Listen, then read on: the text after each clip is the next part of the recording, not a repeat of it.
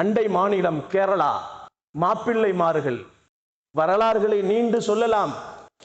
குறிப்பாக சின்ன சின்ன விஷயங்களை மட்டும் பதிவதற்காக வேண்டி சொல்லுவோம். மாப்பிள்ளைமார்கள் என்று சொல்லப்படக்கூடிய கேரளாவில் இருக்கக்கூடிய வம்சத்தை சார்ந்தவர்கள், இஸ்லாத்திலே இருந்தவர்கள், அவர்கள் மிக முக்கியமானவர்கள். தங்களுடைய தியாகங்கள் முழுக்க சுதந்திரத்திற்காக வேண்டி போராட்ட களத்தில் இறங்கியவர்கள். அவர்கள் என்ன செய்தார்கள் என்று பார்க்கின்ற நேரத்திலே ரயில் பெட்டியிலே அவர்களை அடைத்து பூட்டிவிட்டார்கள். கேரளாவிலிருந்து வேலூர் வரை வருகிறது அந்த ரயில்.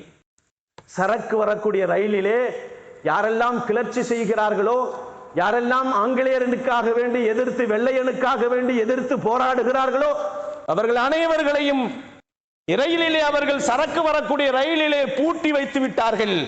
மூச்சு அவர்களுக்கு திணறி அவர்கள் ரயிலிலே இறந்து போனார்கள். அவர்கள் கடைசியாக வேலூரில் கொண்டு வந்து பூட்டை திறக்குகின்ற நேரத்தில் வெளியே விழுவதெல்லாம் பிணமாகத்தான் விழுந்தது. கேரளாவின் மாப்பிள்ளைமார்கள் இப்படித்தான் கொல்லப்பட்டார்கள்.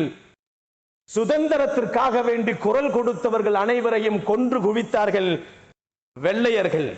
கண்ணியத்திற்குரியவர்களே, இந்த வரலாறுகளை எல்லாம் நாம் பிள்ளைகளுக்கு அடுத்தடுத்து சொல்லி காட்ட வேண்டும். டெல்லி முழுக்க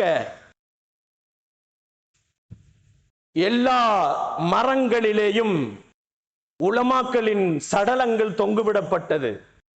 எத்துணை உலமாக்கள் எல்லாம் சுதந்திரத்திற்காக வேண்டி போராட்டத்த களங்களிலே இறங்குகிறார்களோ, அத்துணை உலமாக்களை எல்லாம் டெல்லியிலே இருக்கக்கூடிய ஒவ்வொரு மரங்களிலேயும் பிணமாக தொங்கவிடப்பட்டார்கள். ஜனரங்கள் அப்படி தொங்கவிடப்பட்டது என்பதாக வரலாறுகள் சொல்லப்படுகிறது. டெல்லியினுடைய முக்கியமான நகரங்களிலே 500க்கும் மேற்பட்ட உலமாக்கள் கொல்லப்பட்டார்கள்.